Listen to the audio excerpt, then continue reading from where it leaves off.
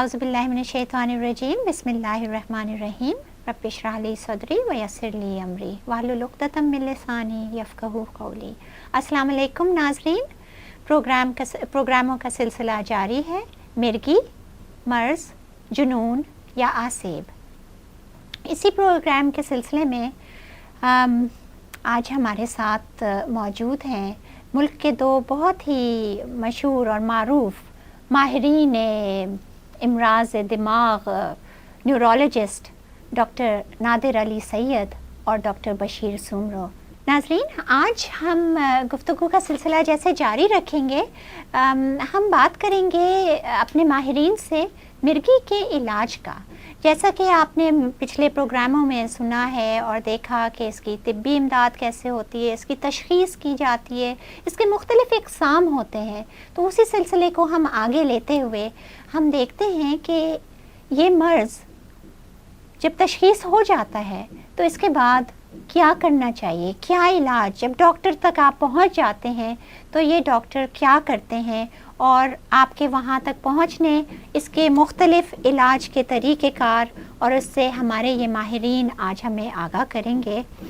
تو آپ لوگوں کو پتہ ہے کہ جب مرگی کا نام سنتے ہیں تو ایک معاشرے میں اس نام کے ساتھ اتنا زیادہ خوف اور ہراس موجود ہے کہ لوگ سمجھتے ہیں کہ یہ تو بس ایک موت کا پیغام آ گیا ہے۔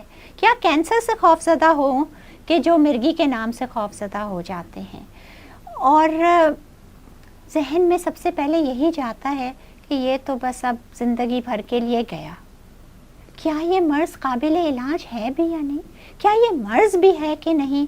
یہی سلسلہ ہمارا مرگی کی آگاہی کے سلسلے کے پروگراموں میں چل رہا ہے۔ تو ہم سوالات اور گفتگو کا سلسلہ شروع کرتے ہیں۔ سب سے پہلے میں پوچھوں گی ڈاکٹر نادر آپ سے کہ یہ مرگی، جس کو کہ ہم کہتے ہیں کہ دورہ پڑ جاتا ہے، یہ دوروں کے جو مرض ہیں، مختلف قسم کے دورے، کیا یہ قابل علاج ہے؟ جی، مرگی بالکل قابل علاج ہے۔ اس میں ضروری ہے کہ تشخیص ہو اور پہلے پکی ڈائگنوسس ہو کہ مرگی ہے کہ نہیں ہے، اور اگر ہے تو تمام پیشنٹس کو علاج کی ضرورت ہوتی ہے۔ علاج کے بغیر ان کی اور ان کے ارد گرد گھر والوں کی زندگی بہت مشکل ہو سکتی ہے، اور علاج کے ساتھ 100% نارمل لائف بھی گزر سکتی ہے، family life, professional life, family آگے سب کچھ ہو سکتا ہے۔ تو بالکل 100% قابل علاج ہے۔ مسئلہ یہ ہے کہ صرف 70% لوگ پورے طریقے سے کنٹرول ہوتے ہیں۔ اچھا، 30% جو ہیں ان کو پھر بھی دورے ہوتے رہتے ہیں، اچھا، اور اس کے اندر بھی اور آپشنز ہیں۔ تو یعنی کہ مرگی کی دوائیاں موجود ہیں، بالکل، اور اس سے 70% بہت بڑی پرسنٹیج ہے، یہ قابل علاج بھی ہو جاتے ہیں۔ ڈاکٹر بشیر، آپ تھوڑا سا ہمیں یہ بتائیں گے کہ یہ جو 70% ہیں ان کو کس طرح سے کیا ہمارے پاس پاکستان میں بھی علاج ہے، کچھ دوائیاں موجود ہیں؟ دیکھیں پاکستان میں سب سے بیسٹ دوائیں اویلیبل ہیں۔ اچھا، جس میں 2 گروپ آف دوائیں ہیں۔ نمبر 1، ایک تو وہ ہیں جو فرسٹ ایڈ کے طور پہ دی جاتی ہیں اور فرسٹ لائن تھراپی کہلاتی ہے یا فرسٹ لائن دوائیں کہلاتی ہیں، اور دوسری دوائیں ایسی ہیں جو مریض جن کے تھوڑے مشکل دورے ہوتے ہیں تو ان میں ایڈ آن دوائیں اویلیبل ہیں جس کو نیور دوائیں کہتے ہیں۔ مگر آج کل کچھ نئے ٹرائلز آ رہے ہیں تو اس میں جو سیکنڈ لائن دوائیں بھی ہیں وہ بھی انٹراوینس فارم میں بھی اویلیبل ہیں، اور ان کو بھی as a first line recommend کیا گیا ہے۔ اچھا، یعنی ڈائریکٹ انجیکشن بھی لگ ڈائریکٹ جاتے ہیں؟ انجیکشنز بھی لگ جاتے ہیں، اور اس میں ان کے انفیوژنز بھی لگ جاتے ہیں، اینڈ دین اس کے بعد ان کے کنٹینیوٹی آف دا میڈیکیشن بھی ہو جاتی ہے، جو بہت آسان اور منہ کے ذریعے سے دی جا سکتی ہیں۔ اور آج کل تو ایسی دوائیں بھی ہیں جو صرف 2 وقت استعمال کرنی ہے آپ نے، صبح اور رات۔ صرف جو پاکستان میں یا ہمارے پریکٹس میں یہ مسئلہ ہے وہ کمپلائنس کا بڑا مسئلہ ہے، کہ لوگوں کو بتایا جاتا ہے کہ یہ 2 وقت کی دوا ہے، ایک صبح کھانی ہے، ایک رات کھانی ہے، تو اس میں سے تھوڑی سی ٹیلر ماسٹر فیملیز کرتی ہیں یا پیشنٹ خود کرتا ہے، اس صبح کی دوا مس کر دی یا رات کو کھا لی، تو اس میں جو پراپر جو دوا کا سرکولیٹنگ یا گردشی لیول ہوتا ہے وہ خون میں نہیں کرتا. اچھا، یعنی وقت پہ کھانی بہت ضروری ہے. وقت پہ کھانا اور کنٹینیوٹی آف دوا کا کھانا ضروری ہے. اگر ڈاکٹر صاحب اگر ایک آدھ گھنٹہ آگے پیچھے ہو جائے بالکل تو وقت پہ کبھی کوئی ضروری نہیں ہے، تو کچھ فرق پڑے گا کیا؟ بٹ اس کو ود ان اپنے ٹائم رینج، جیسے صبح کا ڈوز ہے اگر وہ دوپہر تک بھی کھا لے تو اٹ از ایکسیپٹیبل، تاکہ گردشی لیول اگر بھول گئے ہیں تو جیسے یاد آئے فوراً لے لیں. اچھا ڈاکٹر نادر، ہم جیسے ہم کہہ رہے ہیں کہ دوائیاں موجود ہیں، اگر کوئی مریض آتا ہے ہمارے پاس اور اس کی تشخیص ہوتی ہے کہ اس کو مرگی کا دورہ ہوا ہے، تو آپ لوگ ماشاءاللہ سے ہر وقت دیکھتے ہیں اس قسم کے مریض، تو آپ اس کو کس طرح سے اس کے علاج کو آپ اس کو بتاتے ہیں کہ یہ کیا ہے؟ اور وہ بضد ہے، فرض کریں وہ مریض بضد ہے کہ نہیں یہ تو مجھے ہمارے پڑوسی نے بتایا تھا کہ یہ تو آسیب چڑھا ہوا ہے، لیکن دوسرا پڑوسی جو ہے اس نے کہا نہیں ڈاکٹر کو بھی دکھا لو کہ یہ کچھ، تو آپ اس کو کس طرح سے اپروچ کرتے ہیں؟ آپ اس کو دوائی تک کیسے لے کے آتے ہیں؟ اپروچ کے اندر سب سے ضروری جو ٹیسٹ ہوتا ہے وہ پیشنٹ کی کہانی ہے. ایک اس میں پیشنٹ کی کہانی چاہیے ہوتی ہے، اور ایک جو کوئی گواہ جو وٹنس ہوتا ہے جس نے دیکھا ہے دورہ. ان دونوں کی کہانی سن کے فیصلہ زیادہ تر کیسز میں ہو سکتا ہے کہ یہ واقعی مرگی ہے یا نہیں ہے. اور جہاں تک جن اور ان ساری چیزوں کا تعلق ہے، یہ ہزاروں سال سے یہ چیزیں لوگوں کے دماغ میں گھوم رہی ہیں. دراصل ہوتا یہ ہے کہ مرگی کے اندر ایک نارمل انسان چند منٹوں کے لیے بالکل مختلف ہو جاتا ہے، گر جاتا ہے، جھٹکے لگتے ہیں، عجیب عجیب آوازیں منہ سے نکلتی ہیں، تو لوگ سمجھتے ہیں کوئی کنٹرول ہو رہا ہے، کوئی سایہ ہو گیا. کوئی ایسی چیز نہیں ہوتی.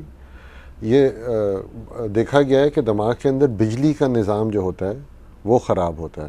اس کے اندر ایک طرح کا زیادہ بجلی بن جاتی ہے اور اس سے باڈی کے اوپر اثرات آتے ہیں، اور عام طور پہ چند منٹوں کے لیے آتے ہیں، پھر ٹھیک ہو جاتا ہے، اور پھر انسان سو کے پھر اٹھ کے نارمل ہو جاتا ہے. اور پھر ایک انسان جو ابھی زمین پہ پڑا ہوا ہے، تڑپ رہا ہے، اور پھر آدھے گھنٹے بعد بالکل ٹھیک ہے، تو اس سے بھی لوگوں کو ذرا لگتا ہے. تو ان کو سمجھانے کی ضرورت ہوتی ہے کہ یہ مسئلہ ہے کیا. اس کے بعد زیادہ تر مریض، خاص طور پہ جو سمجھدار ہیں، ان کو سمجھ آ جاتی ہے کہ یہ بیماری ہے اور اس کا علاج کرنا ضروری ہے. دوا لینے پہ رضامند ہو جاتے ہیں. تو آپ کس طرح سے دوائی کی بھی جو بہت ساری درجنوں دوائیاں ہیں، آپشنز ہیں، اس کے اندر جو بیسٹ دوائی ہیں اس کے اندر کئی چیزیں دیکھنی پڑتی ہیں. ایک چیز سب سے ضروری ہے کہ مرگی کا کس قسم کا دورہ پڑتا ہے. مختلف قسم کے دوروں کے لیے مختلف قسم کی دوائیاں. اس کے اندر کبھی کبھی ٹیسٹ بھی کرنے پڑتے ہیں، جیسے دل کا ای سی جی ہوتا ہے تو دماغ کا ای جی ہوتا ہے، یا ایم آر آئی. ان طرح کے ٹیسٹوں کے بعد نتیجے پہ پہنچ سکتے ہیں کہ کس طرح کی مرگی ہے. اس حساب سے پھر یہ بھی دیکھنا پڑتا ہے کہ عورت ہے، کیونکہ کچھ دوائیاں جو ہیں جو چائلڈ بیئرنگ ایج کی عورتوں کو نہیں دی جا سکتی. بچوں کی ایج کیا ہے، افورڈیبلٹی، کہ افورڈ کر سکتے ہیں مہنگی دوائیاں. ایک چیز ہے کہ یہ مہنگی دوائیاں ضروری نہیں ہیں کہ سستی دوائیوں سے بہتر ہیں. ہاں، کیونکہ کئی سستی دوائیاں بھی ایک پیشنٹ کے اندر مہنگی دوائیوں سے زیادہ مؤثر ہو سکتی ہیں. تو یہ سارے فیکٹر سوچ کے پھر دوائی دینی ہوتی ہے. یہ پہلی دوائی دینا امپورٹنٹ ڈیسیشن اس لیے کیونکہ زیادہ تر پیشنٹ جو ایک دوائی جس پہ شروع کرتے ہیں اسی پہ چلتے ہیں سالوں.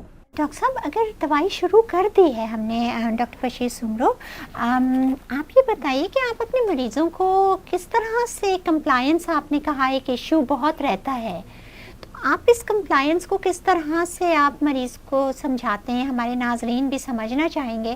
اور کتنے عرصے تک کیا یہ دوائی، ایک جس طرح کہ نزلہ ہوا، زکام ہوا یا بخار ہوا تو ہم نے 2 گولی پیناڈول کی کھائی، بخار اتر گیا، تو جب دورہ پڑا تو دوا کھا لی اور پھر ٹھیک، یہ اس کا کس طرح سے علاج کو لے کر چلتے ہیں؟ دیکھیں، سب سے پہلے تو جو پیشنٹ ہوتے ہیں اس کی جو مین سوشو اکنامک بڑا دیکھنا پڑتا ہے.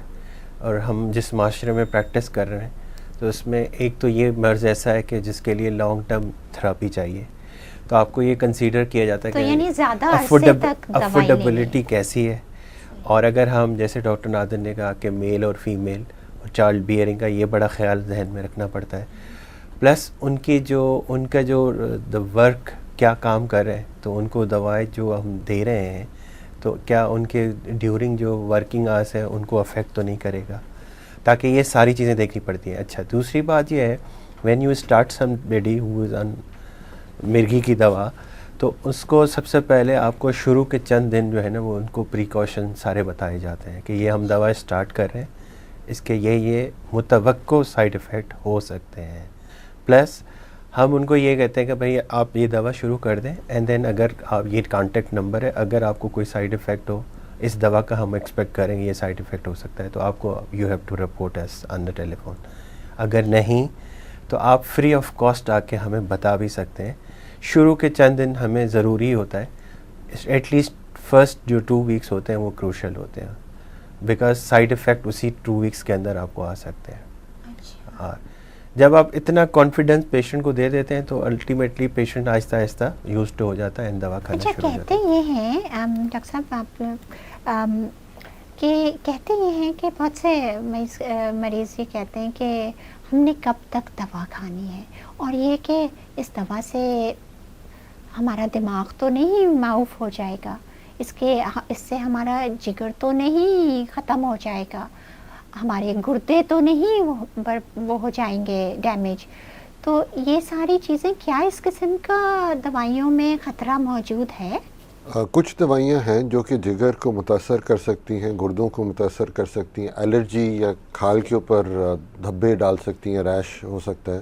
تو یہ پتہ ہوتا ہے, اور اگر پیشنٹ باقاعدگی سے ڈاکٹر کے پاس جائے اور ڈاکٹر اس کے وہ ٹیسٹ کرتا رہے, مانیٹرنگ کرتا رہے, تو پرابلم نہیں ہوتی. مگر یہ دماغ معاف ہونا کچھ دوائیوں سے خاص طور پہ شروع میں, جیسے چکر یا ڈیزینس اور کنفیوز بھاری فیل ہونا, یہ کافی عام سائیڈ افیکٹ ہے. اور کبھی زیادہ نیند آنا سب سے زیادہ جو کمپلین لوگوں کی ہوتی ہے وہ زیادہ نیند آنا. شروع میں کس طرح سے آپ لوگ اکثر مریض آ کے کہتا ہے یہ مجھے سن رکھ رہی ہے, یہ دوا مجھے سن رکھ رہی ہے. کوئی کام کر رہا ہے اور وہ تو پھر اس کو تو کافی مشکل نہیں ہو جاتا, شروع میں تھوڑا ویجیلنٹ رہنا پڑتا ہے آپ کو. صحیح, لیکن یہ آہستہ آہستہ بہتر ہو جاتے ہیں. اٹ گیٹ ٹالریٹڈ, مطلب ٹالرنس اندر جسم میں بھی آنا شروع ہو جاتی ہے. تو کاؤنسلنگ بہت ضروری ہو جاتی ہے اس میں. لیکن ہم جیسے واپس اسی پہ آتے ہیں کہ ہم دوائی کتنے عرصے تک, آپ کتنے عرصے تک, مطلب ایک شروع میں کیا مریض کو بتاتے ہیں کہ کتنے عرصے تک تم نے دوائی لینی ہے؟ اچھا, کچھ دورے ہوتے ہیں, جیسے کسی کو برین میں ہیمریج ہو گئی, چوٹ ہو گئی, تو کچھ لوگوں کو صرف چند مہینوں تک علاج کی ضرورت ہوتی ہے. کچھ ہوتے ہیں جس کے اندر لائف لانگ, اور کچھ ہوتے ہیں خاص طور پہ جو بچوں کو یا ینگ چھوٹے بالغ لوگوں کو شروع ہوتے ہیں, ممکن ہوتا ہے کہ 3, 2, 4, 5 سال بعد دوائیاں ختم بھی ہو جائیں. مگر زیادہ تر پیشنٹس جو ہوتے ہیں مرگی کے اسٹیبلشڈ, ان کو انڈیفینٹ علاج کی ضرورت, خاص کر کے وہ جینیٹیکلی جو مرگیاں ہیں یا سنڈرومز, یعنی جو کہ پیدائشی موروثی جس کو کہا ہے, اور جن میں کہ کوئی اور بھی نیورولوجیکل ڈیفیسٹ یا کوئی کمزوری ہے, کوئی آپریشن ہو گیا, برین کا ٹیومر تھا, آپریشن ہو گیا, وہاں اسکار بن گیا, یا پہلے فالج ہو گیا اور اسکار بن گیا, تو ان لوگوں پر تھوڑا سا ہمیں لائف لانگ دوا. جب ہم نے شروع میں گفتگو کا آغاز کیا تھا تو ڈاکٹر صاحب نے, ڈاکٹر نادر نے ہمیں کہا کہ جس قسم کی مرگی ہے اس کے حساب سے دوائی کو چنا جاتا ہے. ڈاکٹر بشیر, آپ نے کہا کہ بہت ساری دوائیاں ہمارے پاس پاکستان میں بھی موجود ہیں, اور اس کے لیے ہمیں کوئی باہر سے امپورٹ نہیں کرنے کی ضرورت. اگر کسی کو مرگی ہے تو تقریباً کمپریہنسو علاج ہم پاکستان میں فراہم کر سکتے ہیں. ساری چیز ایک پراپر ماہرانہ تشخیص کی ہے کہ وہ مرض مرگی ہے تو دورے پڑ رہے ہیں, وہ دورے کس قسم کے ہیں کہ ہم کون سی, تھوڑا سا اس پہ ایلیبوریٹ کریں. سب سے پہلے میرے خیال میں ہمیں خود کنونس ہونا چاہیے کہ کوئی بھی پیشنٹ آ کے کوئی بھی بتاتا ہے کہ ہم پہلے کنونس ہوں کہ یہ دورہ ہے, اور یہ دورہ اگر ہے اور ایک سے زیادہ ہو رہے ہیں اور یہ مرگی کا دورہ ہے, تو دین پھر اس کو تھوڑا بہت, جیسے ڈاکٹر نادر نے پہلے ہی بتایا, کہ ای جی کے ساتھ پروف کریں کہ ٹائپ آف دا دورہ کون سا ہے. جب ٹائپ آف دورہ آپ نے کنونس ہو گئے کہ یہ دورہ اور یہ ٹائپ ہے, تو اس حساب سے پھر سلیکشن آف دوا ہوتی ہے, اور پھر سلیکشن آف دوا according to the age wise ضروری ہے. بچہ ہے, اچھا ایج سے بھی فرق ہے, جینڈر سے بھی فرق ہے کہ بالکل, اور قسم پہ بھی. اب قسم پہ ہم تھوڑا سا آتے ہیں, جیسے ہم نے تشخیص میں مرگی کا وہ کیا کہ ایسے دورے ہوتے ہیں جو بچوں میں پڑتے ہیں جس میں کہ صرف اسٹیئر کر کے اور گر جاتے ہیں. ایسے دورے ہوتے ہیں جس میں کہ بے ہوش نہیں ہوتے بلکہ خالی اپنے بس ہاتھ یوں کر رہے ہیں یا خالی منہ چلا رہے ہیں, ایک کنفیوژن سی وہ ہے. اور کچھ دورے ایسے ہوتے ہیں کہ ایک دم سے بس گرے اور جسم اکڑ گیا اور جھٹکے آ رہے ہیں. کچھ ان تینوں کا مخفف بھی ہوتے ہیں. مختلف دوروں کے ہم نے ذکر کیا, پروگرام کا سلسلہ جاری ہے. آپ یہ بتائیں کہ اس میں کس طرح سے کوئی خاص قسم کی دوائیں آپ کس طرح سے چنتے ہیں, کیسے؟ جیسے کہ آپ نے بتایا ہی کہ مریض کی سنی کہ اس نے کیا فیل کیا, گواہوں کی سنی, تو اس سے آپ نے اندازہ کر لیا کیسا دورہ ہے. پھر اس کو ایک بچہ ہے بالفرض اور اس کو اس قسم کے وہ ہو رہے, تو کیا اس کی دوائی الگ ہوگی بالکل, اور وہ جو ایک ایڈلٹ ہے جس کو برا دورہ پڑ رہا ہے, یہ حالانکہ ہے مرگی؟ جی بالکل. I think Hare seizure type کو آئیڈینٹیفائی کرنا ہوتا ہے, یا زیادہ تر سب سے ہیلپ فل چیز ہوتی ہے کہانی سے ہی سمجھ آ جاتا ہے. پھر جس طرح ڈاکٹر بشیر نے بالکل صحیح کہا, ای جی میں بھی کبھی کبھی ان کے دستخط ہوتے ہیں مختلف مرگی ٹائپس کے جو کہ آپ ریکگنائز کرتے ہیں اور اس حساب سے ہوتا ہے. تو اس میں مرگی کی آپ کی بات صحیح ہے. یہ ہوتا ہے کچھ لوگ بس 5 سیکنڈ کے لیے آنکھیں بلنک کرتے ہیں, دیکھتے ہیں اور چپ ہو جاتے ہیں, پھر واپس بولنا شروع کر دیتے ہیں. اور کچھ لوگ آدھے گھنٹے تک گر کے جھٹکے لیتے ہیں. تو ان کی مختلف دوائیاں ہیں اور صحیح دوائی دینا ضروری ہے. غلط دوائی دینے سے مرگی, یہ بھی دیکھا گیا ہے کہ کچھ سیجرز میں غلط دوائی دیں تو مرگی اور ورس بھی ہو سکتی ہے. بالکل جی. تو یعنی کہ اگر صحیح تشخیص نہیں کر سکے تو ناظرین یہ بہت پتے کی بات ہمارے ماہرین بتا رہے ہیں کہ جب مرگی کی اگر تشخیص ہوئی ہے کہ مرگی ہے تو وہ کس قسم کی ہے, وہ تشخیص کرانا ایک ماہر سے بہت اہم یوں ہو جاتا ہے کہ کبھی کبھار یہی دوائیاں جو ایک قسم کی مرگی کو ٹھیک کرتی ہیں وہ دوسرے قسم کی مرگی کو بگاڑ بھی سکتی ہیں اور ورس بھی کر سکتی ہیں. تو ڈاکٹر صاحب یہ بتائیے کہ کوئی ایسی دوا ہے جو کہ فوری دورے کو روک دیتی ہے, کوئی ایسی جادو کی چھڑی ہے ہمارے پاس, کوئی ایجاد ہوئی ہے؟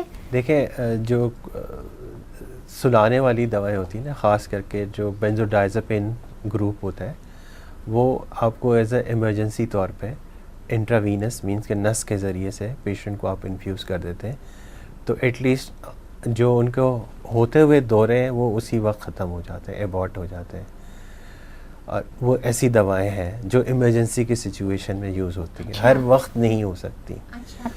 اچھا وہ بھی کسی مستند جگہ پہ مانیٹرڈ بیڈ پہ لگ سکتی ہیں ہسپتال کے اندر. گھر میں بھی آپ نہیں لگا سکتے کیونکہ اگر اس میں خدا نخواستہ انفیوژن تیز ہو گئی, کم ہو گئی, یا ریشو جو ڈائلیوشن کا وہ زیادہ ہو گیا تو اس میں پیشنٹ کو کمپلیکیشنز ہو سکتی ہیں. تو اس لیے ایمرجنسی کی دوائیں مختلف ہوتی ہیں اور جو ڈیلی بیس پہ مینٹیننس دوائیں ہوتی ہیں وہ ڈفرینٹ ہوتی ہیں, اور جو لانگ ٹرم آپ کو دوائیں دینی ہوتی ہیں اس کی مقدار, ان کی dosage according to the body weight دی جاتی ہے. اچھا یہ بتائیے ڈاکٹر صاحب کہ یہ دوائیاں ایک مسلسل لیتے رہنی ہوتی ہیں یا جب دورہ پڑا اس کے بعد لینی ہوتی ہے, یا ایسا ہوتا ہے کہ دوائیاں مسلسل لیتے رہیں اور اگر دورہ پڑا تو ایک دوا اوپر سے لیں؟ جس طرح اکثر مریض ہمارے پاس آتے ہیں اور وہ یہ کہتے ہیں نا جی دورہ پڑا ہم نے ایک فلاں گولی دوبارہ کھلا دی, تو کیا یہ ایسا کرنا صحیح ہے؟ یہ جو ڈاکٹر جو دیکھ رہا ہے پیشنٹ کو, وہ ہر پیشنٹ کے لیے فرق ایڈوائس ہونی چاہیے. جو ریگولر دوائیاں وہ تو کھانی ہی کھانی ہیں, سیجر ہو یا نہ ہو. پھر کچھ پیشنٹس کو کچھ ہوتی ہیں, یہ جس طرح ڈاکٹر بشیر نے بینزوڈائزپین کا بتایا, وہ قطروں کی دورہ ہو تو قطروں کے حال میں منہ کے اندر دے دیا جاتا ہے. اور کچھ ہوتے ہیں جن کو کہا جاتا ہے کہ ایکسٹرا ڈوز بھی لے لیں اگر ان کا ہمیں لگتا ہے, شبہ ہوتا ہے کہ لیول کم ہے اور ہمیں ڈوز بڑھانے کی ضرورت ہے.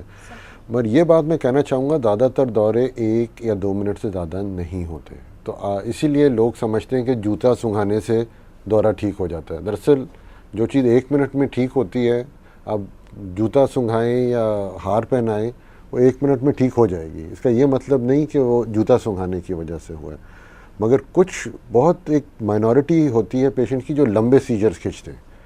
جو 5 منٹ سے لمبا اگر کسی کا سیجر کھنچ گیا ان کو فوراً ایمرجنسی روم لے جائیں, ان کو گھر کے اندر خود سے زیادہ نہ اور کریں. پھر وہ جو آپ نے ایمرجنسی جی. والی چیزیں بتائیں, پھر ہاں ایمرجنسی کی جو دوا ہے اور مانیٹرڈ. بالکل. ایک بات بتائیں کہ کیا کوئی اور طریقے بھی ہیں دوائیوں کے علاوہ؟ آپ دیکھیں لوگ حکیموں کے پاس بھی جاتے ہیں تو کچھ وہ کوئی اور بھی علاج ہیں اس کے یا صرف دوائیاں ہی ہیں؟ علاج تو ہر کوئی کلیم کرتا ہے. ایک جو جادو سلفی والا بابا ہے وہ بھی کلیم کرتا ہے کہ میں نے آگ لگا دی, آسیب چلا گیا, تمہارے ایپیلیپسی چلی گئی.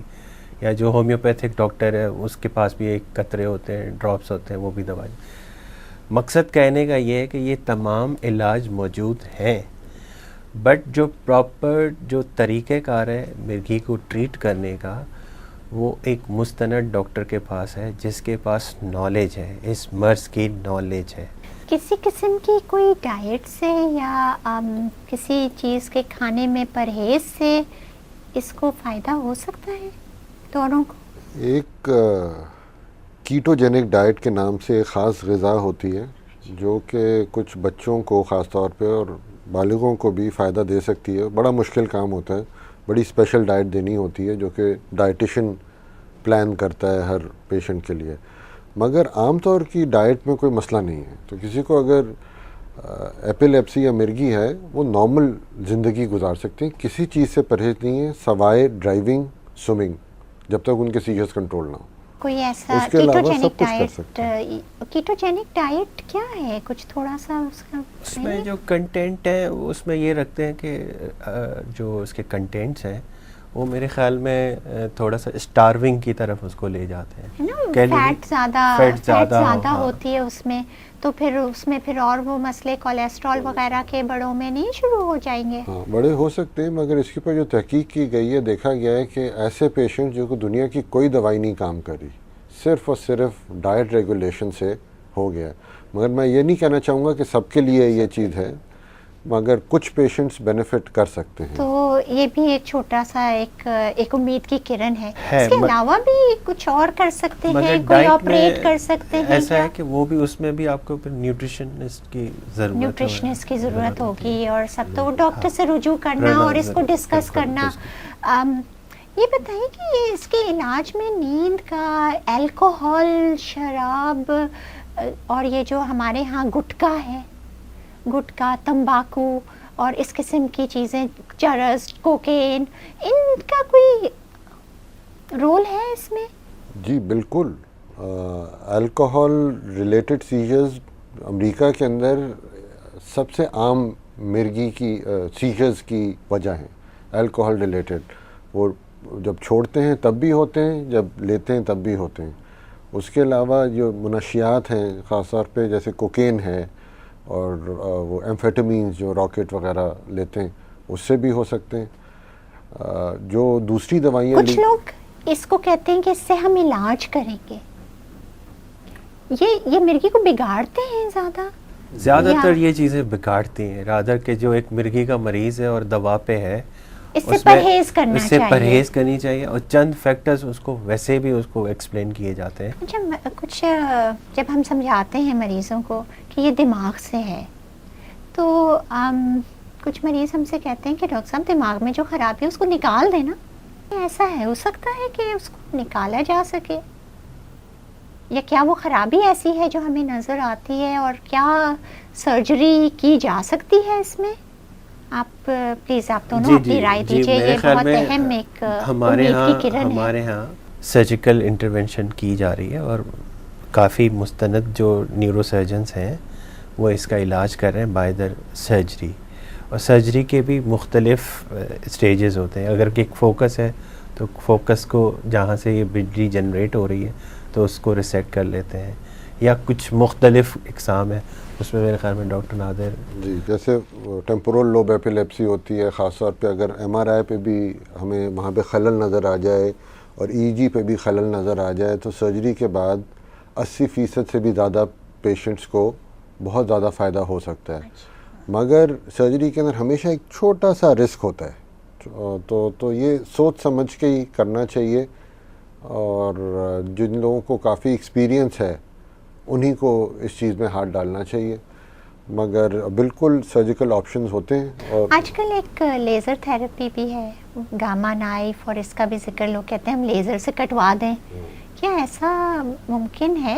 ابھی میرا خیال ہے گاما نائف کے اوپر گاما میں نائف ذرا پہ اتنا ابھی کام نہیں ہوا ہے، ایکسپیریمنٹل ہے، اس کی اسٹڈیز ہو رہی ہیں، لیکن یہ آگے جا کے شاید امید کی ایک اچھی کرن بن سکتی ہے. مگر یہ ایک باہر کے ملکوں میں، خاص کر کے یو ایس اینڈ آسٹریلیا میں، ایک بیٹری کا کافی رول ہے، ویگل نرو اسٹیمولیشن، مگر اس کے لیے پیس میکر کی طرح وہ لگا دیتے ہیں، ویگس نرو سے اٹیچ کرتے ہیں، اور پھر جب دورے ہوں تو اس کو بیٹری کو آن کر دیتے ہیں. اس کا کافی جو ہے وہ چرچا ہے، مگر ہمارے ہاں اس کے لیے پھر لاجسٹیکلی پاسبل نہیں ہے، ایکسپرٹس نہیں ہے، پیسوں کا بہت اس میں انٹرونشن ہے. باتوں کا سلسلہ اور بہت چیزیں، معلومات ہمیں حاصل ہو رہی ہے، اور دل چاہتا ہے کہ اس کو کنٹینیو رکھیں، لیکن ہر چیز جو ہے اپنے اختتام پہ آ رہی ہوتی ہے. ہمارے پروگرام کا بھی اختتام ہوا چاہتا ہے. میں چاہوں گی کہ ڈاکٹر نادر اپنے ایکسپیرینس کو پیش نظر رکھتے ہوئے ناظرین کو ایک چھوٹا سا پیغام دیں علاج کے حوالے سے. ایپیلیپسی یا مرگی قابل علاج ہے، سب کا علاج ہونا چاہیے، اور ایک دفعہ علاج شروع ہو جائے تو باقاعدگی سے ہو تو اس سے ہی آپ کو فائدہ ہو سکتا ہے. اور ضروری نہیں ہے کہ ہر پیشنٹ ساری زندگی دوائیاں لیں، کچھ پیشنٹس کی دوائیاں بند بھی ہو سکتی ہیں. تو اور اس میں کوئی جن بھوت، کوئی ایسی چیز کا کوئی حال نہیں ہوتا، کوئی دخل نہیں ہوتا، سب کہانیاں. اور زیادہ تر پیشنٹس ٹریٹمنٹ ماڈرن ٹریٹمنٹ سے بہت فائدہ اٹھا سکتے ہیں. آپ اپنے تجربے سے، ہم بہت خوش نصیب ہیں کہ آپ دونوں یہاں پہ ہیں. ہم چاہ رہے ہیں کہ جتنا زیادہ سے زیادہ آپ سے ہمارے ناظرین استفادہ اٹھا سکیں. پلیز کچھ پیغام. سب سے جو امپورٹنٹ چیز ہے میرے نظر میں ایز اے پریکٹیشنر، وہ پیشنٹ اینڈ فیملی ایجوکیشن بہت ضروری ہے. اس مرض کے بارے میں سب سے پہلے ان کو ایکسپلین کیا جائے، فیملی کو، پیشنٹ کو، تاکہ اس میں جو کمپلائنس ریٹ ہے وہ سب سے زیادہ 100% اسی وقت ہوگا جب آپ پیشنٹ اور پیشنٹ کی فیملی کو ایکسپلین کریں گے اینڈ ایجوکیٹ کریں گے. نمبر 2، صحیح دورے کو تشخیص کرنا، آئیڈینٹیفائی کرنا، اور صحیح دوا کو اس میں پرسکرائب کرنا امپورٹنٹ ہے. بہت بہت شکریہ ڈاکٹر صاحبہ.